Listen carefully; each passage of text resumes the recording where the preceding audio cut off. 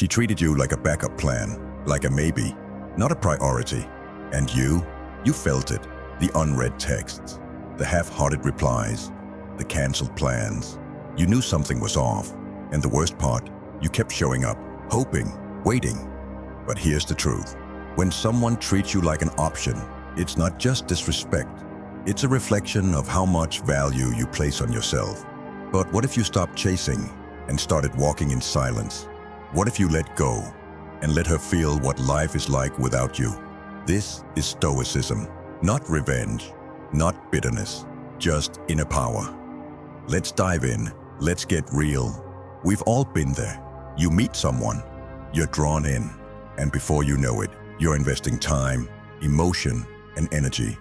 But slowly, the energy shifts. You start to notice the subtle signs. She takes longer to reply.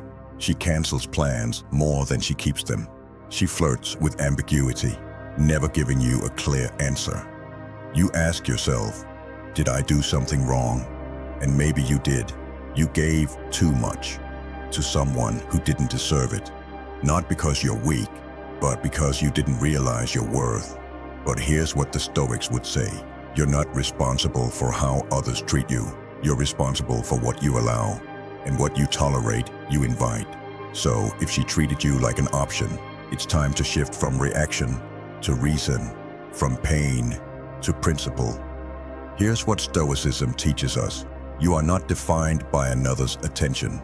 You are defined by your character, your virtue, and your control. Let's unpack this with 3 core Stoic lessons that apply perfectly to your situation. You are the master of your mind, Epictetus. It's not what happens to you, but how you react to it that matters. She distanced herself. That's the event. But your suffering, that's in your reaction. The Stoic path is about training your mind to not depend on external validation. If she pulls away, let her. The right woman doesn't need convincing. Detachment is strength. Marcus Aurelius.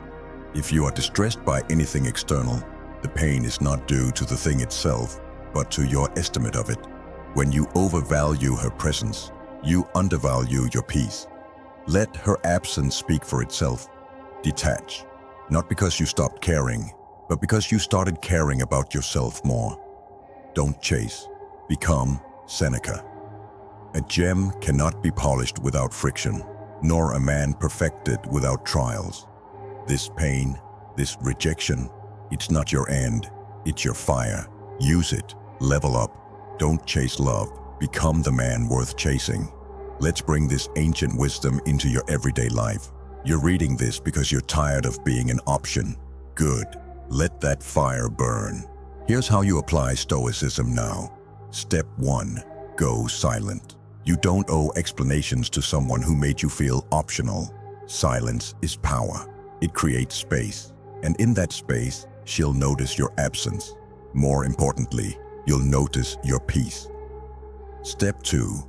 Invest in you. You gave her energy. Now reclaim it. Focus on your purpose. Work out. Build your business. Reinvest in the friendships, skills, and goals that define your world. Because when you grow, she will feel the shift. And trust me, people always notice when your energy pulls away. Step 3. Stay grounded. She might come back. She might not. That's not the point. You're not walking away to get her back. You're walking away because you finally realized you were the prize all along. And if she didn't see that, she was never the one. Listen, she treated you like an option. But now she feels the absence. Not because you punished her, not because you posted cryptic quotes or played games, but because you chose strength over desperation. You chose silence over begging. You chose Stoicism. And that choice, it changes everything. Because the moment you stop chasing, the world starts to chase you. Not just women, opportunities, peace, power. She may come back, but whether she does or not, you've already won. This isn't about her.